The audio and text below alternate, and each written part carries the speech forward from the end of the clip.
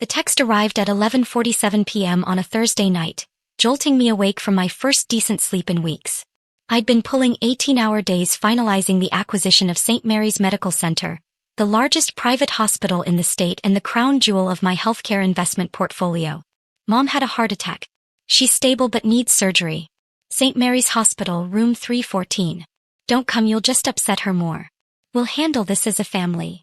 I stared at the message from my father, Robert Chin, for a full minute before responding. 23 years old, and he still treated me like the disappointing daughter who couldn't do anything right.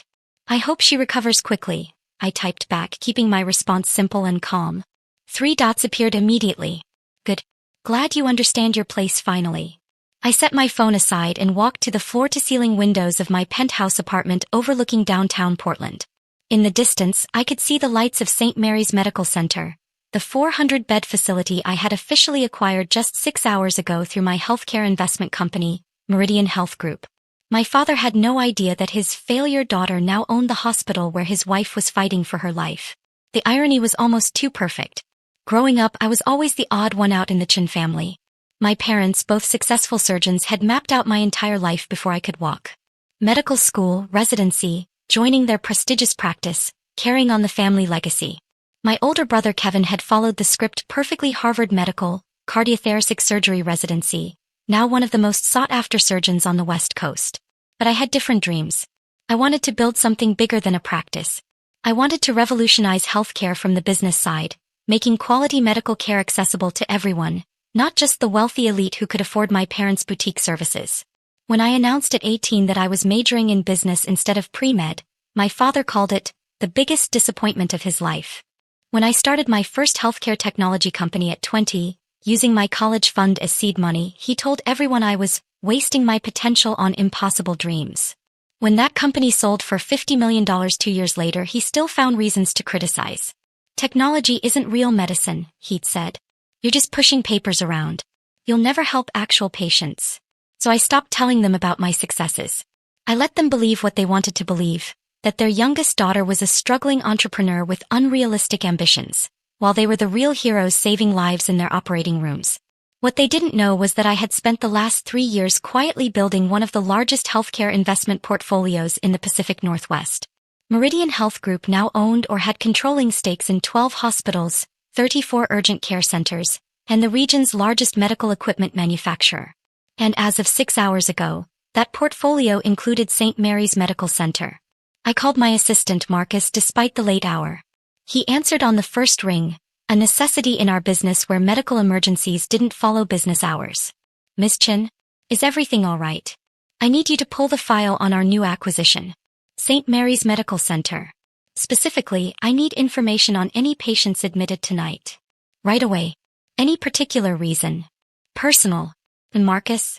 I need you to clear my schedule for tomorrow morning. I'm going to be making some changes at St. Mary's.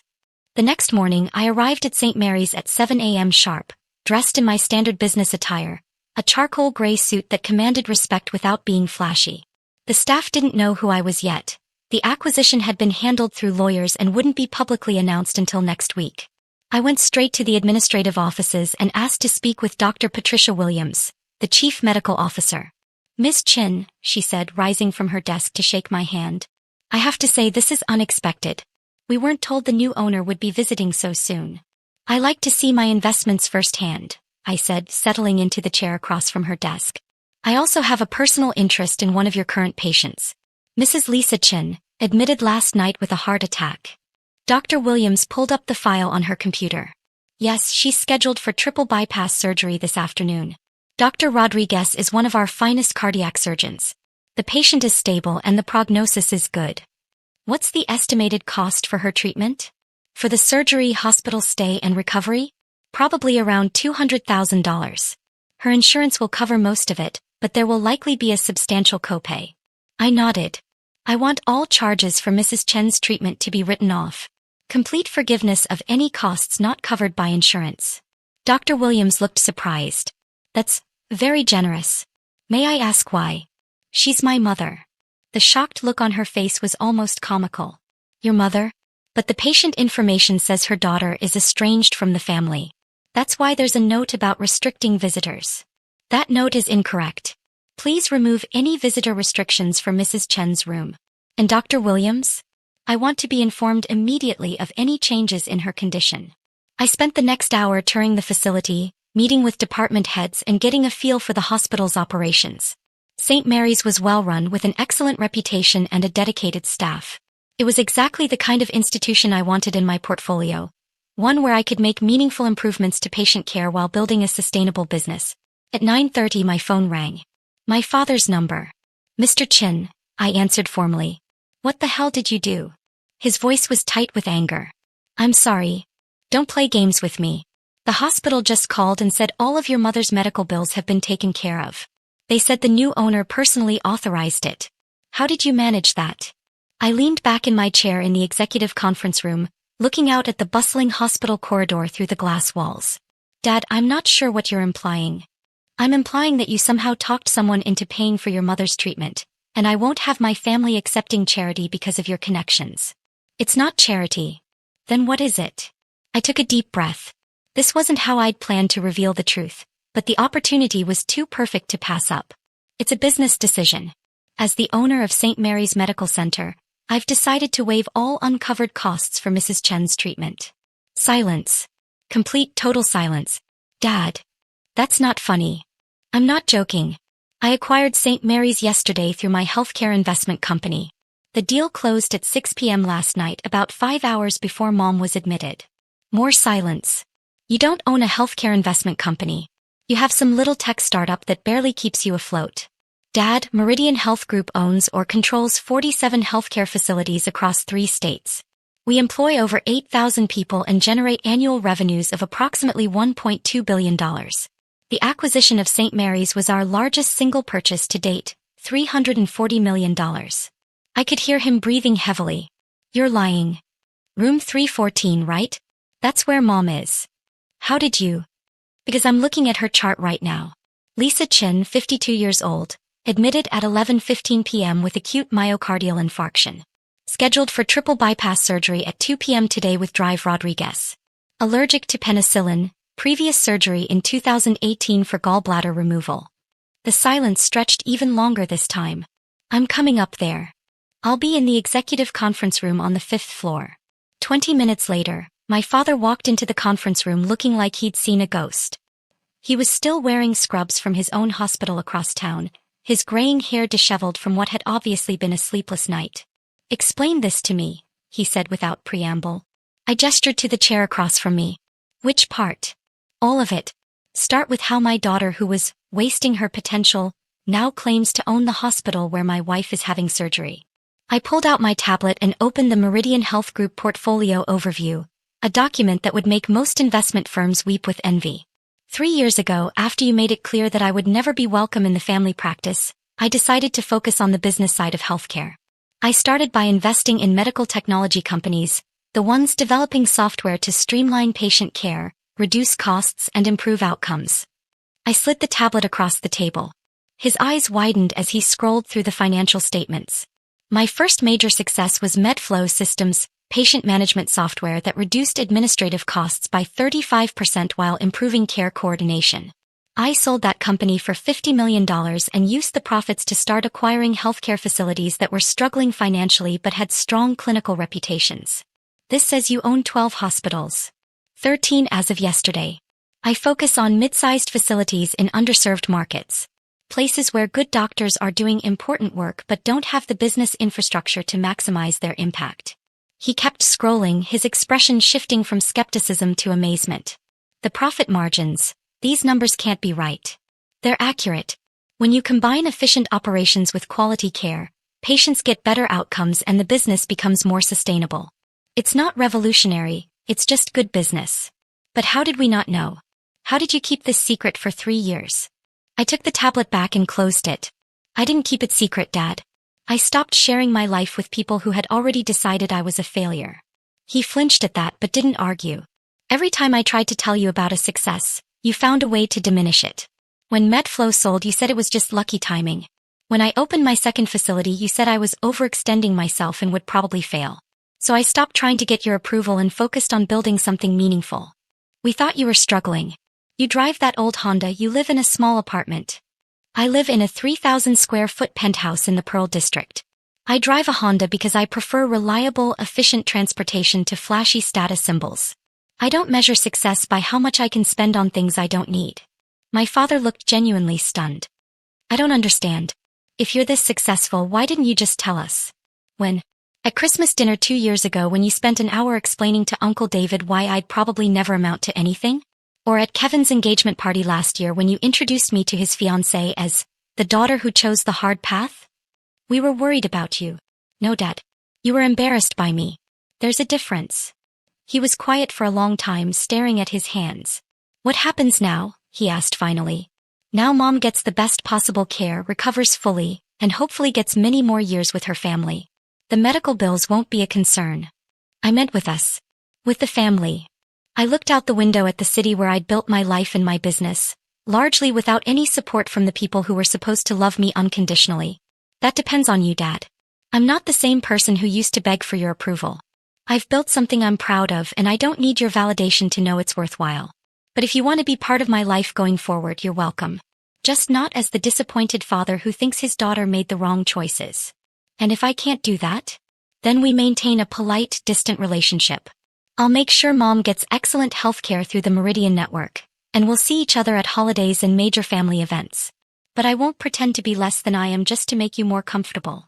A knock on the conference room door interrupted us. Dr. Williams stepped in. Miss Chin, I wanted to update you on your mother's pre-surgical prep. Everything looks good for the 2 p.m. procedure. Also, Dr. Rodriguez asked if you'd like to observe from the gallery.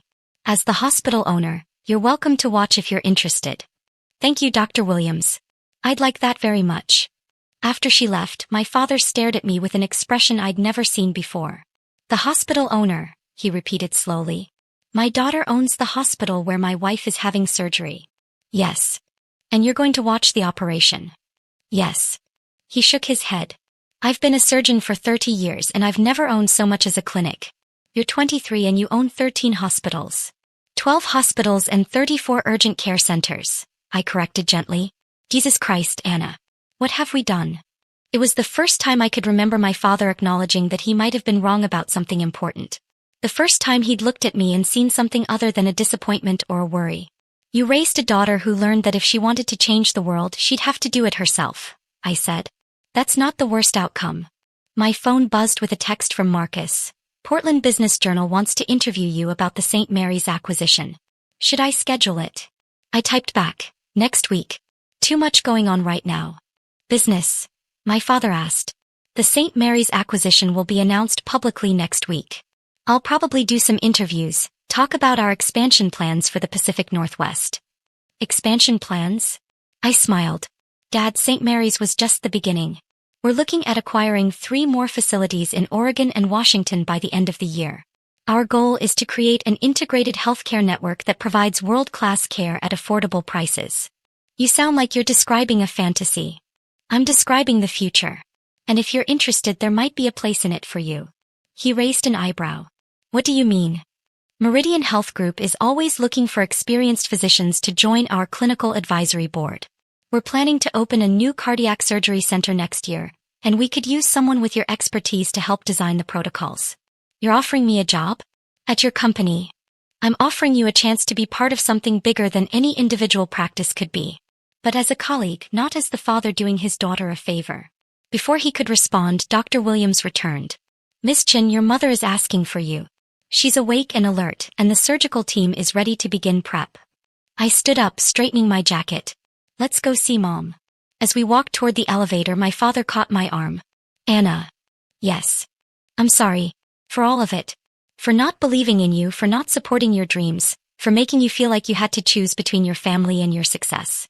I studied his face, looking for any sign of the condescension or dismissal I'd grown so accustomed to. Instead, I saw something I'd been waiting my whole life to see. Respect. Thank you, Dad. That means more than you know. Can we start over? Can I learn about who you really are instead of who I thought you should be? I thought about the years of disappointment, the constant criticism, the feeling of never being good enough. Then I thought about the woman I'd become in spite of it all, successful, independent, capable of changing lives and building something meaningful. I'd like that, I said finally. We found Mom awake and alert in her hospital room, surrounded by the best cardiac care team in the state. When she saw me, her eyes filled with tears. Anna.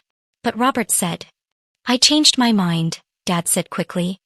I was wrong to ask her to stay away. I took Mom's hand. How are you feeling? Scared, she admitted. But better now that you're here. I've missed you so much, sweetheart. I've missed you too, Mom. Dr. Rodriguez appeared in the doorway. Mrs. Chen, we're ready to take you to surgery. The procedure should take about 4 hours and I expect a full recovery. As they wheeled Mom away, she squeezed my hand. I love you, Anna. Whatever happened between us, I want you to know that. I love you too, Mom. The surgery went perfectly. 4 hours later, Dr. Rodriguez found Dad and me in the family waiting area with good news. 3 new bypasses, no complications, excellent prognosis for a complete recovery. As we sat in the recovery room waiting for Mom to wake up, Dad looked at me with something approaching wonder. I have to ask, why didn't you tell us? Even after we hurt you, even after we made it clear we didn't believe in you, why didn't you just prove us wrong? I thought about it for a moment. Because I didn't build this to prove anything to you, Dad. I built it because I saw a way to help people and make the healthcare system work better. Your approval would have been nice, but it was never the point. So what was the point? I looked around the recovery room at the state-of-the-art monitoring equipment, the comfortable furniture for families, the artwork on the walls chosen to create a calming environment. Everything designed to make a difficult time a little easier for people facing medical crises. The point was this, I said. Creating places where families don't have to choose between quality care and financial ruin. Where patients are treated with dignity and respect regardless of their ability to pay. Where medical professionals have the resources they need to do their best work. And the business success? The business success makes it sustainable.